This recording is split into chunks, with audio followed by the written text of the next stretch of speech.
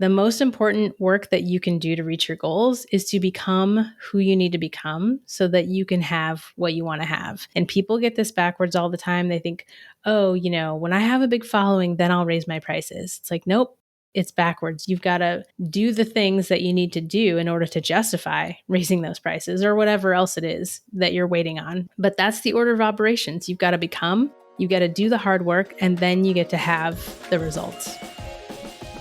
Welcome to Begin As You Mean to Go On.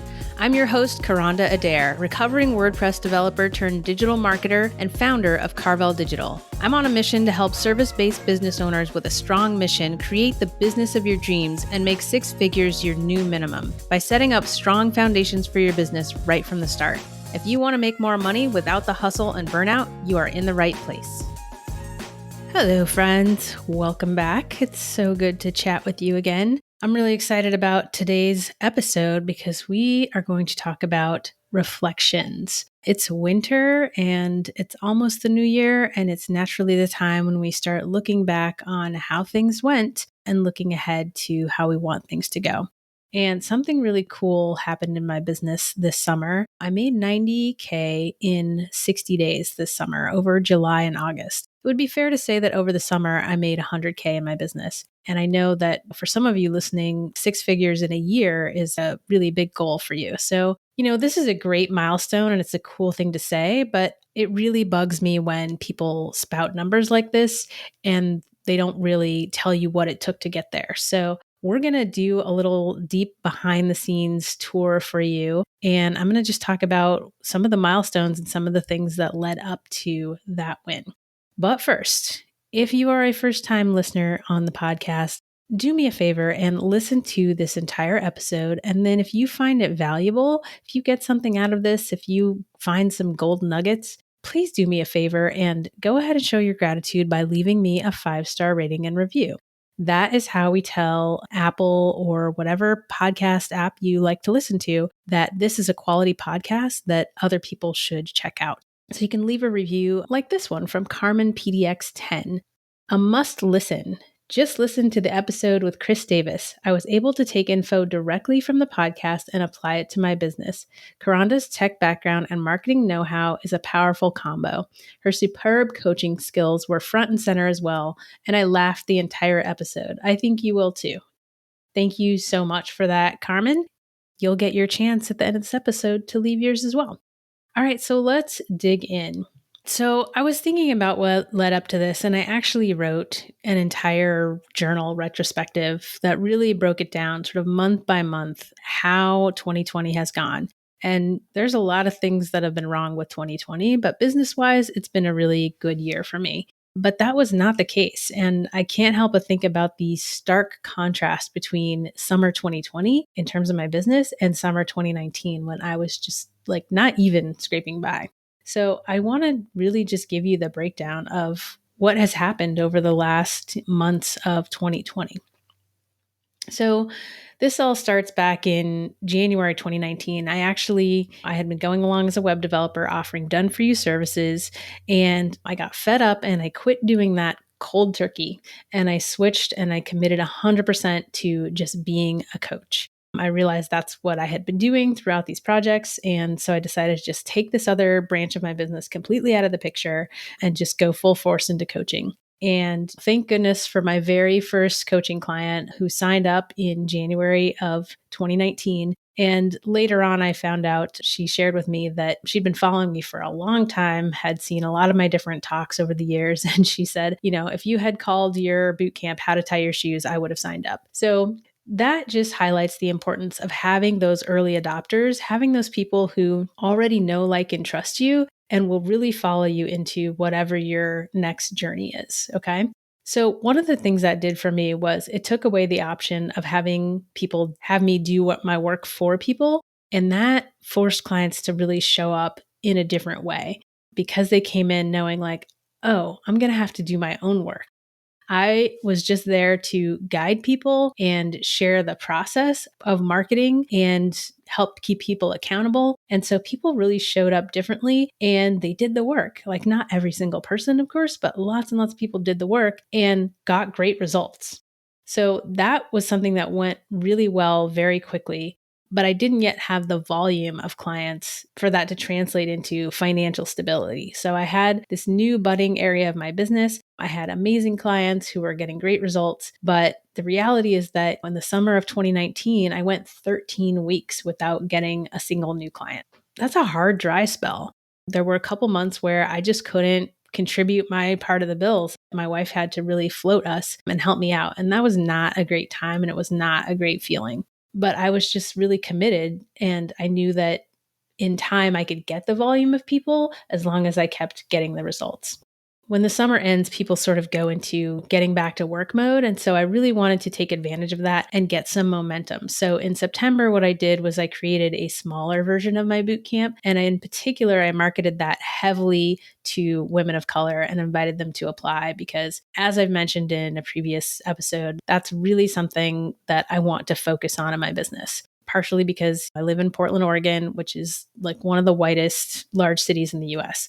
I got 9 new clients in September. And the way that my business works, it's like people will circle around and they might not be sure it's for them or they might not be sure it's going to work for them. But generally, once people get in, they immediately are like, wow, it's so much better on the inside than I could see from the outside. And they immediately see the value and they can immediately start implementing the things that they learn. And because we share wins every week in the coaching calls, they're very aware of the things that are working for them. And it's a good motivator to keep going. So at the end of that trial period, a lot of folks actually upgraded to do the full, at the time, 10-week program. So I got some great clients out of that. I got some really ride or die clients out of that who stayed with me, not just 4 weeks or 10 weeks, but really through a full year of working together, doing different things. Another thing that happened around 9 months into this year is that some of my coaching clients who had been around a while were really starting to feel the limitations of their technology. Because the thing is, when you look at technology, the overwhelming smorgasbord of technology available to you, it's easy to just get overwhelmed and think, all stuff is expensive and I don't know why I need it, so I'm just not going to do anything. And then once you actually start to do marketing and that marketing starts to work for you and you start to learn different strategies and different things that you can do, but now your tools that you're on can't do those cool things that you learned. That's when my clients were coming to me and saying, hey, we're really struggling with this tech thing. What can you do for us? And so that was the beginning of me creating an entirely new program on the back end of Bootcamp. But another thing that happened is just I got a good old fashioned web project. One of my coaching clients brought a company to me. They needed a redesign, very simple and straightforward. So that was a much needed cash infusion into the business.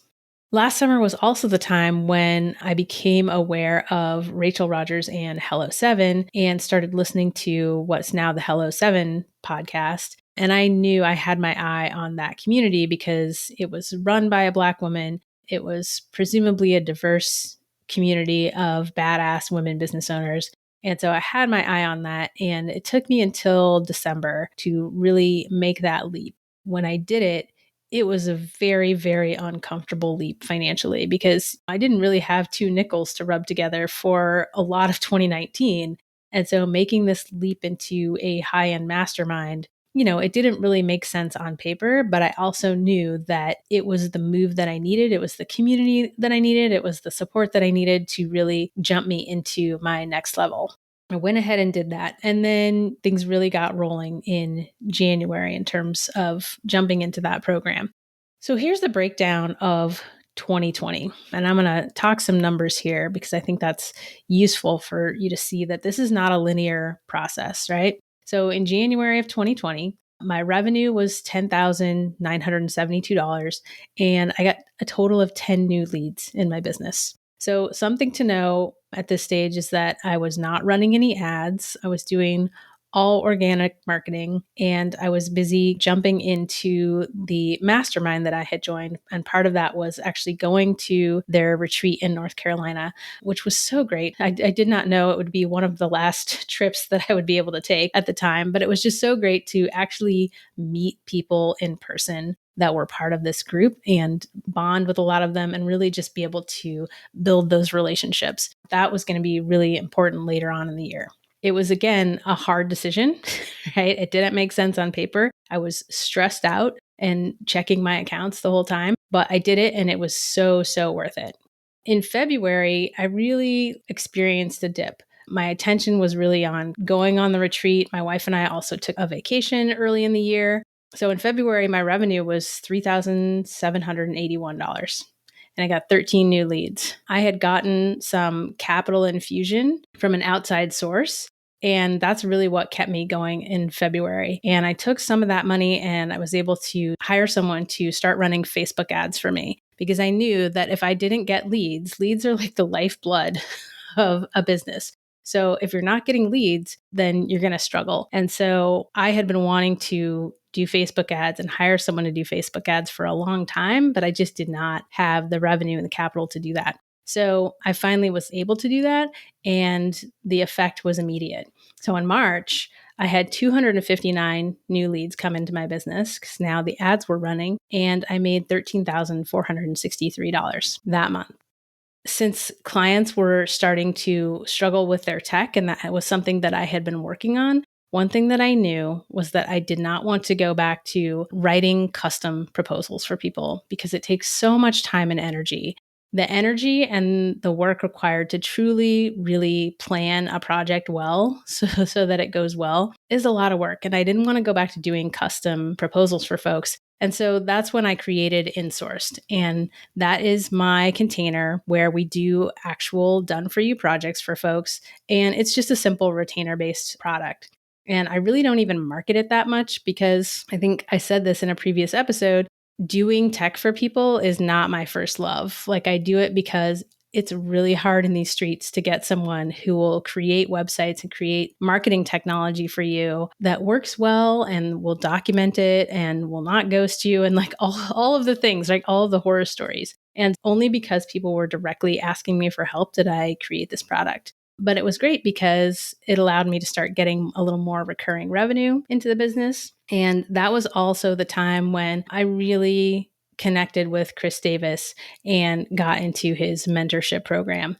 Chris has been on the podcast. If you have not heard my interview with Chris Davis, please go back and listen to it. He is a genius and probably one of the top 5 marketing minds in the world. And so within a week of being in his program, I just was able to immediately level up so much what I was able to do for my clients. And so the way that InSource starts out is with a marketing intensive where we do that deep dive and that discovery to see what is it that you even need. So I was able to sell 2 more of those. And that's the precursor for us doing any sort of done for you work, right? It's not going to happen without that marketing intensive. That was really one of the big wins for March. So in April, we were a couple of weeks into COVID at this point. Everybody kind of went home. Everybody started working from home. All the companies who had been telling their employees for years, oh no, we can't possibly have everyone work from home. It's too hard. Well, suddenly they found a way. One of the things about people not being able to meet up in person is that suddenly your website and your digital presence becomes a lot more important. In the circles I was in and the business groups that I was in, I was seeing kind of what I termed panic in the streets over people, realizing that, oh, if all you know about me is my website, then that's not really the greatest first impression. And so after taking a poll in one of the groups I was in, I relaunched a course that I had made years ago called Working Websites.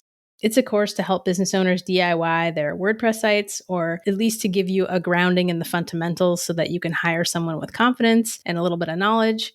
So I took that off the shelf and I really marketed that heavily. I kind of accidentally put myself into launch mode, which I'm not usually about that launch life, but I figured if I was going to do this, I might as well go all in.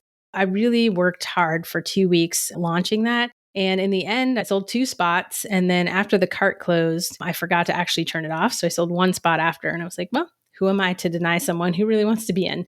So on the surface, not really a great result. My April revenue was a little over 15,000. I got 268 new leads into the business.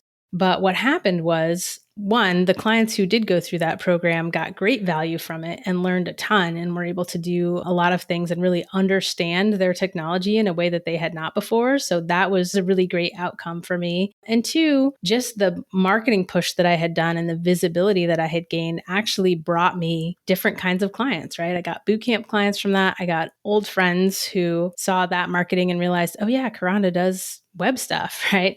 I actually had people come in, for other things based on that marketing. In May, my May revenue was 14,115, and I got 220 new leads into the business. Most of my income came from, I got one new coaching client, I sold a couple of new marketing intensives, and then I had someone on the brand new retainer product that I had created to help people get stuff done for them. So that's where that revenue came from. And let me just say that don't sleep on the importance of follow up, because I sent a follow up email to someone that I had been talking to off and on for probably 6 or 9 months. And that one email resulted in a 5K sale. So if you're not doing follow up, get on your follow up game, because it's super important. Like, it's really not about pressure selling to people. It's really about staying top of mind so that when the time comes, that you're the obvious choice.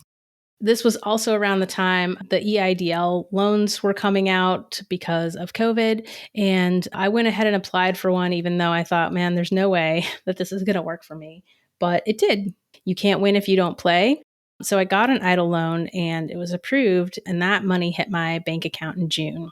What that did for me was it allowed me to finally start to get the help that I needed in my business. It allowed me to start to actually hire folks in my business. And let me tell you, that loan allowed me to hire some people, and it also allowed a bunch of people to hire me. A lot of women that I talked to were very upfront about the fact that, like, yep, you're what I'm using my EIDL loan money for. And it just goes to show how under-resourced the businesses are run by women and people of color in general. And it really pisses me off when I think about it too much. So I try not to, but it was just such a stark contrast when this money started hitting my account, started hitting the accounts of other women business owners that I knew, and we could finally all hire each other. In June, my revenue for June was 19,387, and I got 392 leads in the business. So I did some kind of foundational things that I had been needing to do for a while. My MacBook was on its last legs, so I upgraded that. Got an iPad, just like kind of upgraded the tools of the trade. And I talked about normalization in an episode or two ago. And that's one of those things where it's like, this is what I'm doing every day. And I need to have the tools in order to do that well, and to not be waiting or having Zoom die because my MacBook doesn't have the power to run it. The other thing I did in June was I went live on my personal profile on Facebook, because at that point, George Floyd was murdered in May. That sparked kind of a resurgence of the Black Lives Matter movement. And suddenly a lot of people were actively looking to support Black-owned businesses. And so I thought, let me just get out here and introduce myself. And in case they're looking for what I do, then they can have this live video to kind of explain what it is that I do and who I help. And it was so low key, y'all. It was not a super production. I literally went out into my backyard. I put my phone on my tripod sitting in front of the vegetables, and I just talked for about 20 minutes. And I talked about my journey, a lot of stuff that if you've listened to episode 1, it's a lot of stuff that you've heard. I talked about my transition from just doing done for you to doing coaching. And I talked about who I help and why. And it was just super, super casual. And over, I think, the next couple of weeks, that video got over 2,000 views. One of the folks who saw that video was an old roommate of mine from 15 years ago. And she basically decided to buy on the spot. She went, booked a call. It took a couple weeks for her to get on my calendar, and then she was in. The lesson I want to highlight there is don't overcomplicate it. Like, you need to show up and you need to be genuine, and you need to talk to people about what you do and why. And the people who are attracted to that are your people, and they'll be able to find you. With all this momentum, I really needed to start offloading some of the things that I was doing in my business. The first thing I did was I wanted to get rid of social media. That was a desire that I had for a long time.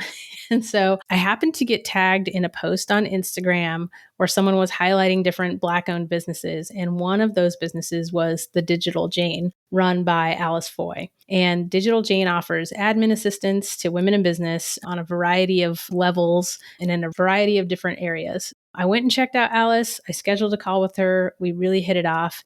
So now one of her employees basically acts as social media manager, but so much more than that. And she's just been awesome from day one. Like, she came in and just started slaying.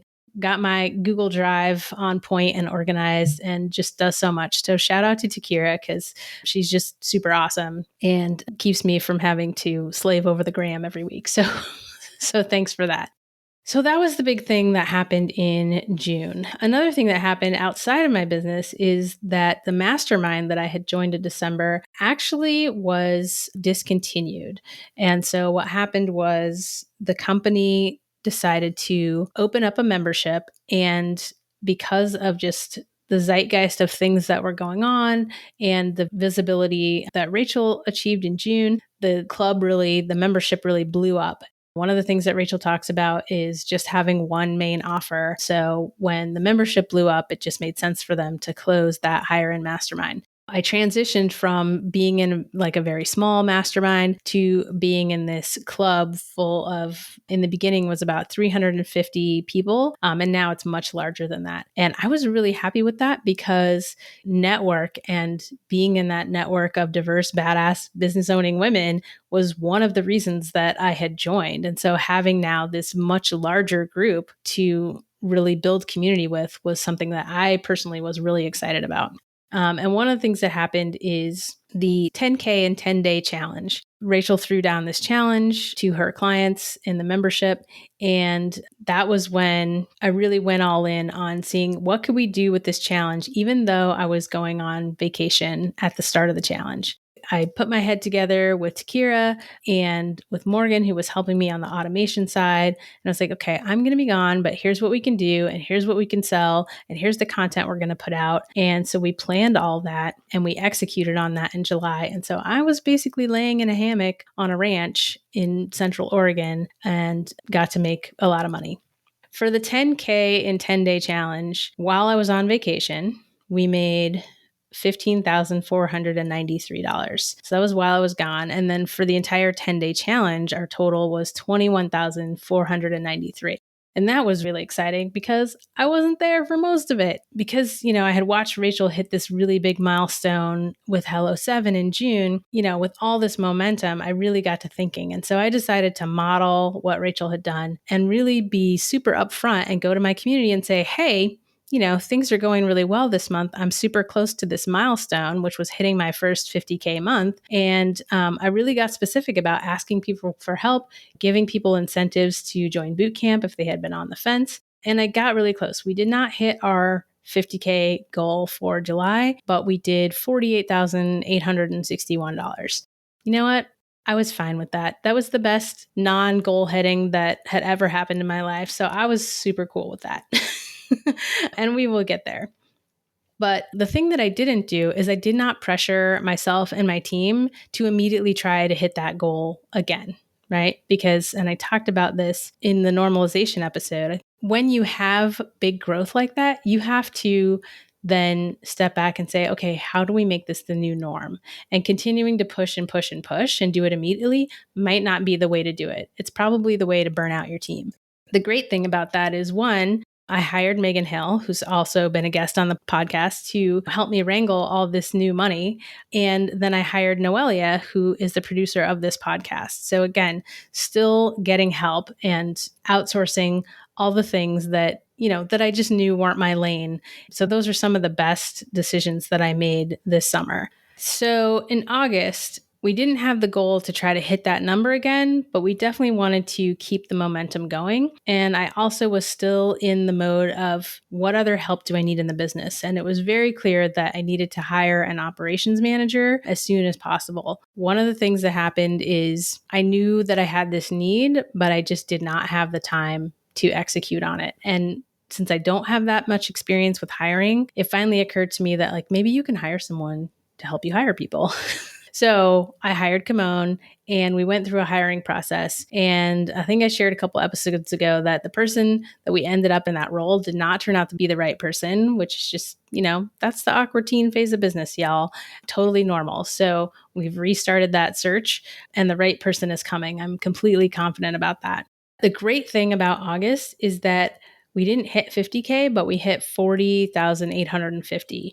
It wasn't just that we hit that goal, it was how we hit it. We didn't really do anything differently.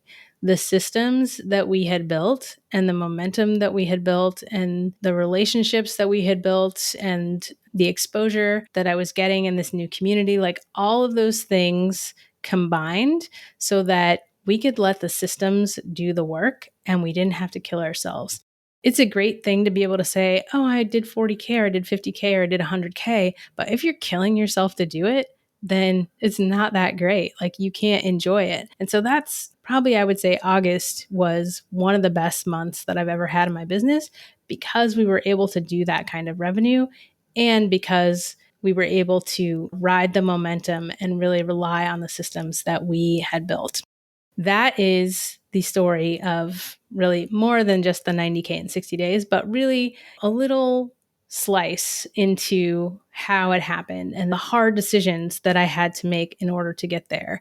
And let me tell you, at the time that you are making these decisions, it is not easy. You have to justify to, the people around you, your family, like I totally get that. But I have done it so many times because I don't have a plan B, y'all. I am going to make business work because I'm completely unemployable at this point. So, that helps me in terms of commitment when I have to make hard decisions and to keep going because the only way you really fail is if you quit. And I know I'm not quitting. So that means success is inevitable. You really have to have that level of commitment and be able to make those hard decisions to see your way through to whatever your goal is. All right, so I wanted to highlight some of the lessons and just really pick apart some of those things from this. One of the reasons that I feel really comfortable asking my clients to do hard things is because I have done hard things. Only you know your situation and only you can make these decisions, but you are not going to achieve big goals and do big things without taking risks. So you have to decide, what are the risks that you're willing to take? What is the discomfort that you're willing to put up with? Whether it's like putting yourself out there on social media, like showing up and being seen, being authentic, making hard financial investments, whatever it is. If you want to create big results, you want to get out of debt, you want to hire out things that you hate doing or you don't have time for, you want to stop feeling like everything is a struggle, you have to stop playing small. You have to be willing to do hard things and you have to keep doing hard things until you get the result that you want. And this is especially why when clients or prospective clients who have more privilege, more money, more assets, more social capital than me are sitting here telling me like why they can't do things, serious side eye, y'all. I mean, that's fine. Like I'm not going to pressure anyone into becoming a client, but you better be ready to do hard things if we're going to work together. Almost everyone, when I had this big success, asked me like, oh, how does it feel? And I'll tell you what, if I'm being really honest, it feels inevitable because this is what I always knew that I wanted. And it feels fucking overdue because I know for a certainty that if I was white, if I was a man, I would have achieved this level of success probably many years ago. It's the reality. It's something I try not to think too hard about. A lot of people, when they finally sort of hit a big money milestone, their imposter syndrome kicks in or they start to have money mindset. I was like, no, I've worked for this, right? This is what I knew was coming. And now that it's here, great. Let's keep going. Let's move on. Let's keep striving towards the next thing. Yeah, I celebrated definitely, and I was happy, but I'm really just focusing on the next moves and doing what I told you in the last episode, which is kind of going inward and making sure that the internal mechanisms of my business are ready to support this next level of growth. The next thing that I really want to highlight is that your past and your present are not your future, okay?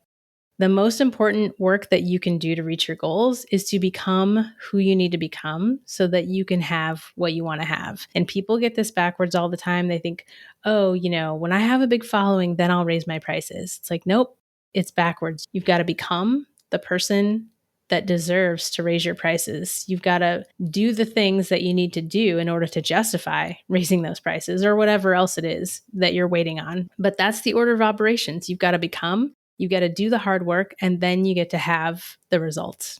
And that's how it works.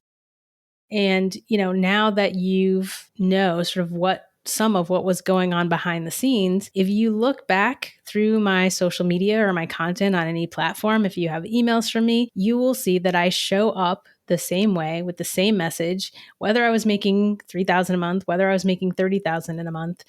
And that's what you have to do. You have to have that consistency. So if you're out there, if you're in a struggle moment right now, you haven't yet found your ideal clients, it doesn't mean that you don't have value to offer. It just means you need to keep showing up so that your people can find you. And the last lesson that I want to highlight is, kind of a cliche you might hear all the time, but network equals net worth.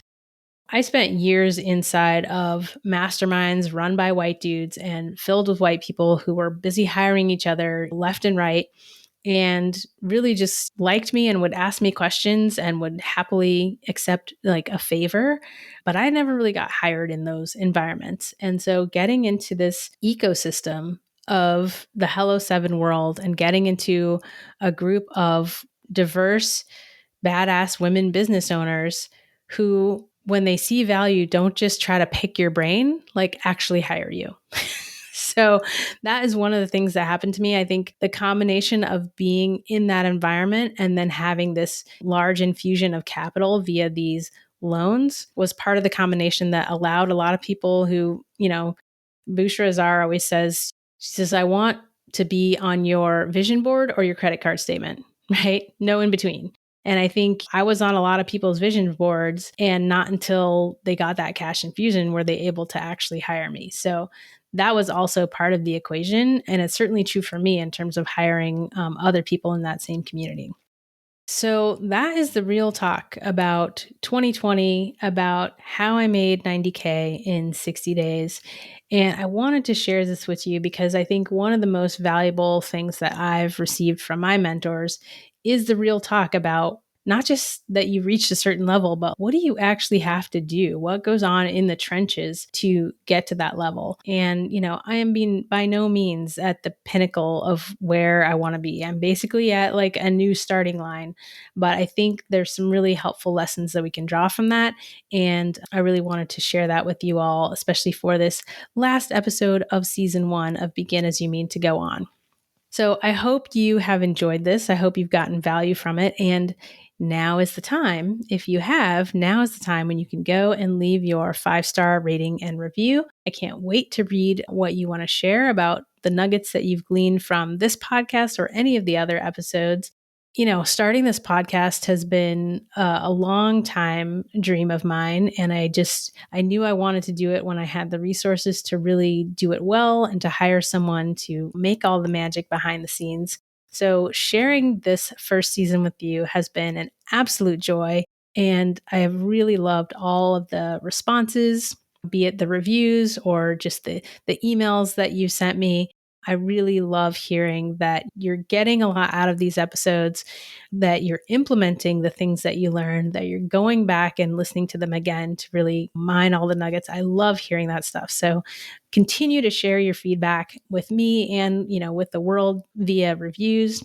And I will see you in the next season. If you're going through premature withdrawal right now, don't fret. We are going to be taking the rest of the year and January 2021 off, but we are going to have bonus episodes for you. So I'm going to go into the archives and find some really good stuff for you so that we can keep bringing you episodes every week, but I can take some much needed downtime and rest and reflect and figure out what dragons I want to slay in 2021.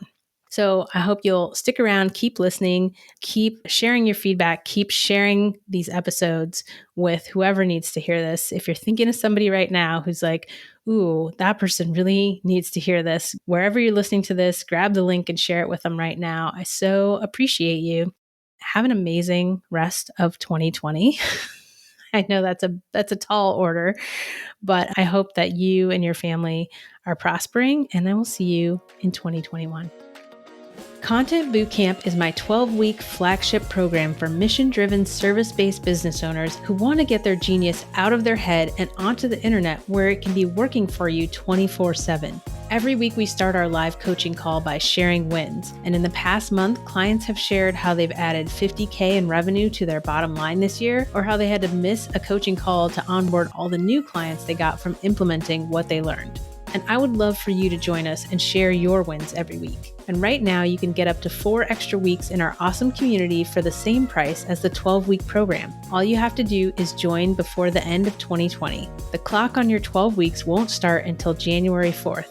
That means you could get up to 4 extra weeks of access to our amazing community support and coaching and get a jump on your marketing goals for the new year. If you wait until January to start working on your New Year's goals, you're already behind. Apply to join us by going to carveldigital.com/bootcamp. I'll see you inside.